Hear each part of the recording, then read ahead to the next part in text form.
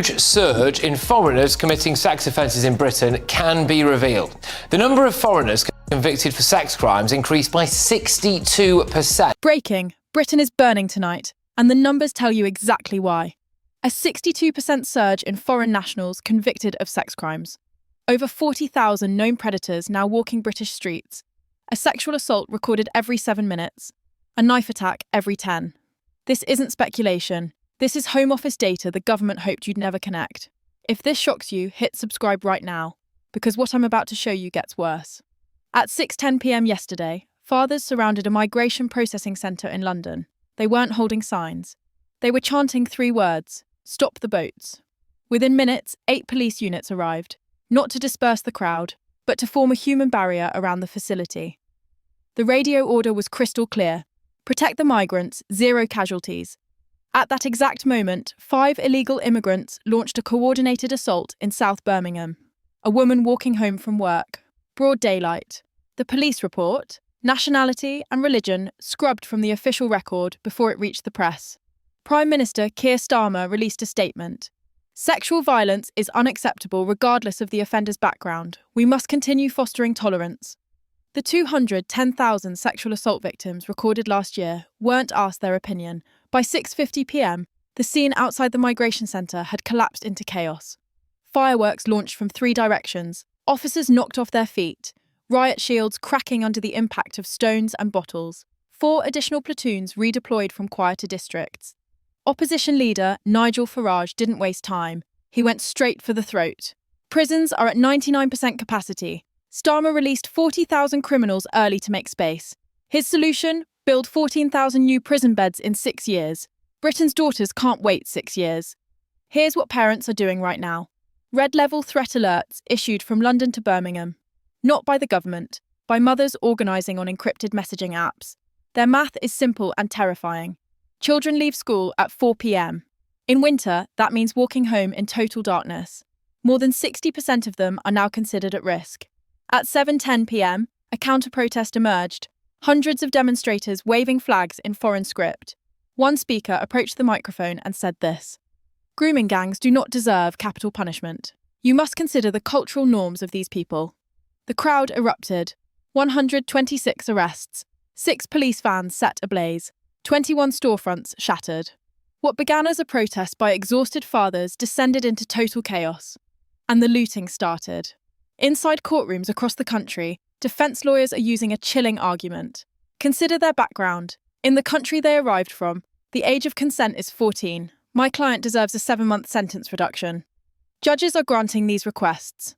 Nigel Farage offered his solution on live television: immediate deportation of 600,000 individuals back to Africa and the Middle East.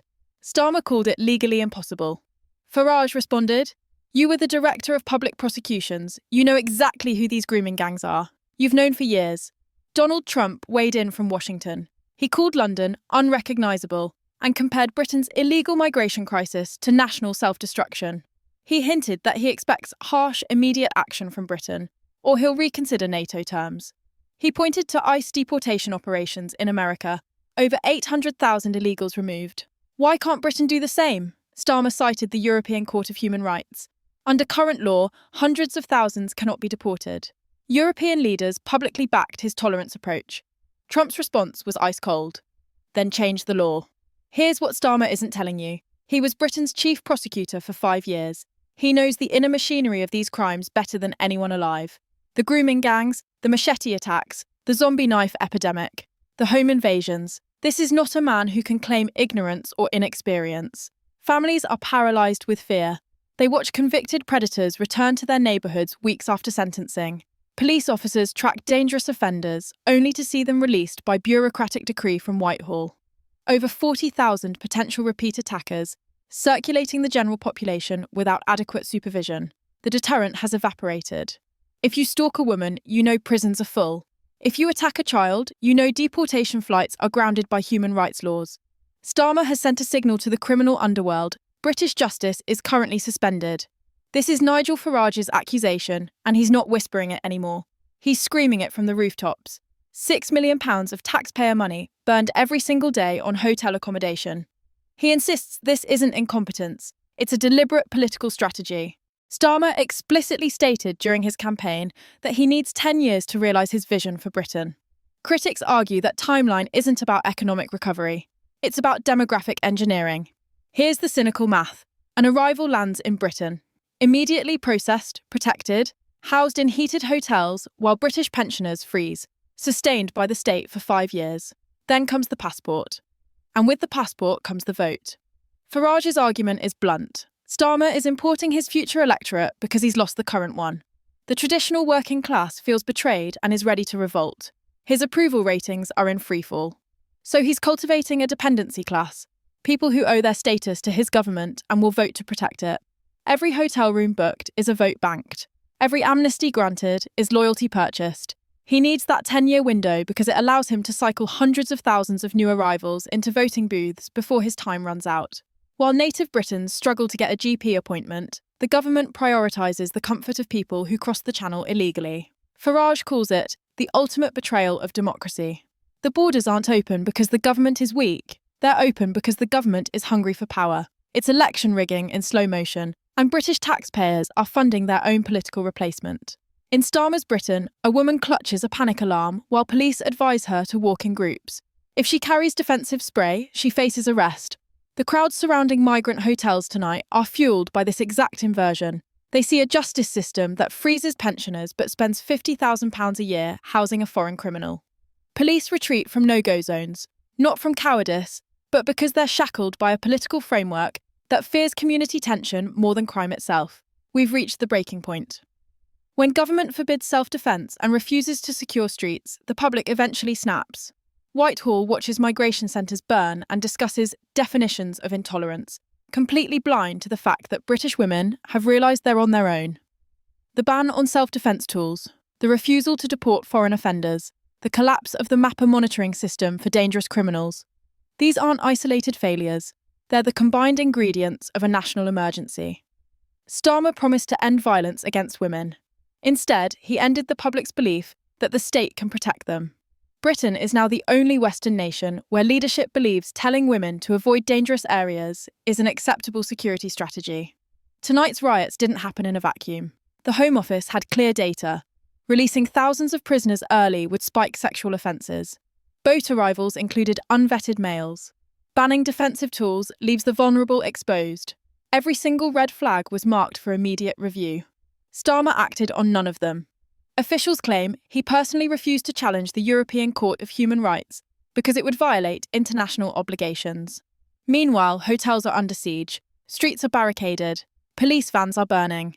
A government that prioritises the rights of a foreign predator over the safety of a British child becomes complicit in the abuse. Under Starmer's watch, the threat level for women has skyrocketed. The red level emergency was declared by citizens, not government. Police lost access to entire neighbourhoods. Whitehall became paralysed by its own tolerance.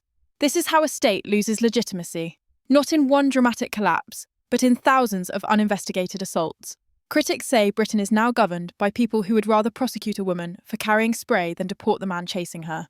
If tonight's rioters had been demanding green energy, dialogue would be open. But because they're terrified by unchecked predation, Whitehall's instinct is to demonise the outcry instead of solving the crisis. That's the moment government stops serving citizens and starts serving ideology. Mothers aren't just advising caution anymore. They're installing tracking apps on daughters' phones, imposing strict curfews before twilight. The fear of predation has fundamentally altered daily life. As police withdraw from high-risk areas, desperate families are turning to forbidden solutions. Underground networks supplying illegal pepper sprays to women have exploded in major cities. Local fathers are organising unofficial patrols near schools to do the job the state refuses to do. When government spends £6 million a day housing unvetted males, while grandmothers freeze, the public eventually creates its own order. This isn't incompetence. Many view it as calculated political replacement. When a serious assault occurs, authorities immediately hide religion and nationality. Official reports are stripped of cultural background or immigration status before press release. If a predator benefited from the SDS 40 early release scheme, that fact is buried to protect the government's reputation. The focus shifts instantly to preventing community tension rather than warning women about threats in their neighbourhoods.